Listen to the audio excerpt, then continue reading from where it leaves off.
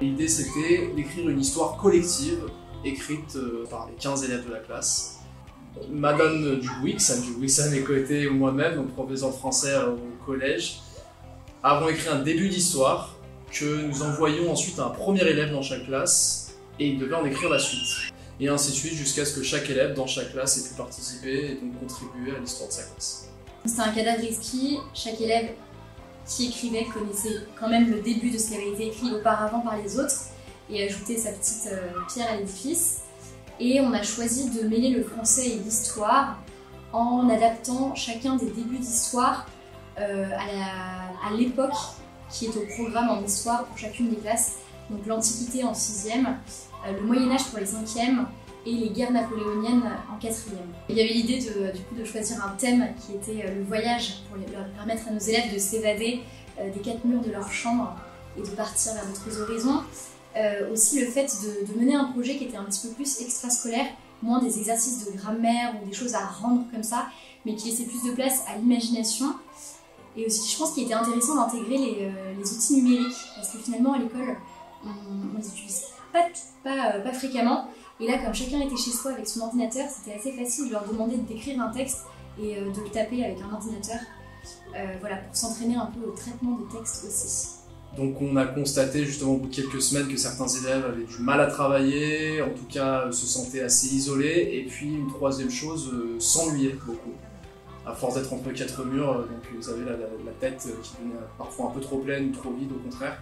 Et donc là l'idée c'était que d'une part ça permettait de les mettre à l'épreuve sur quelque chose de vraiment scolaire.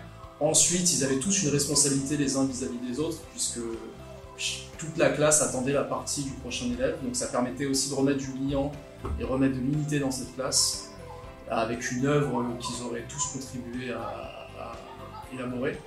Et enfin la troisième chose aussi c'est, comme disait Anne, c'était de pouvoir apporter un petit peu d'imaginaire et donc tromper l'ennui ou enfin, en tout cas essayer de le transcender à travers leur propre imagination et leur montrer que justement la clé pour combattre l'ennui, ils l'ont en eux-mêmes. L'idée c'est d'éditer un livre à partir des textes qui ont été faits, donc de les compiler ensemble. Certains élèves ont fait des illustrations pour les ajouter au texte et que chaque élève reparte avec un livre, avec l'objet livre, en physique avant les grandes vacances idéalement. En 6e, c'est Massalia, parce que c'est le nom de Marseille sous l'Antiquité. En 5e, ça s'appelle Fleur de pirate, puisque c'est sur l'histoire d'une jeune héroïne qui s'appelle Fleur, et qui se retrouve par hasard et malencontreusement sur un bateau pirate. Et ensuite, en 4e, ça s'appelle Une fille à la mer. Donc c'était le même point de départ, une jeune fille, mais à l'époque napoléonienne, qui se retrouve pareil sur un bateau, alors cette fois un bateau, une frégate française qui se retrouve prise dans les combats avec les Anglais en pleine mer. De fait, on travaille ensemble, on est une équipe très soudée, on a des petits effectifs et ça nous permet non seulement avec les élèves mais aussi entre profs d'avoir un vrai échange qui peut dépasser les échanges classiques. Ce qui sera intéressant l'an prochain, c'est de continuer à travailler en entremêlant les matières entre elles et donc pourquoi pas de repartir d'une œuvre célèbre qu'on étudierait en français et derrière de monter un projet de pièce en l'adaptant au contexte historique. Donc en fait pour mêler les matières et pouvoir utiliser les connaissances de l'une avec celles de l'autre.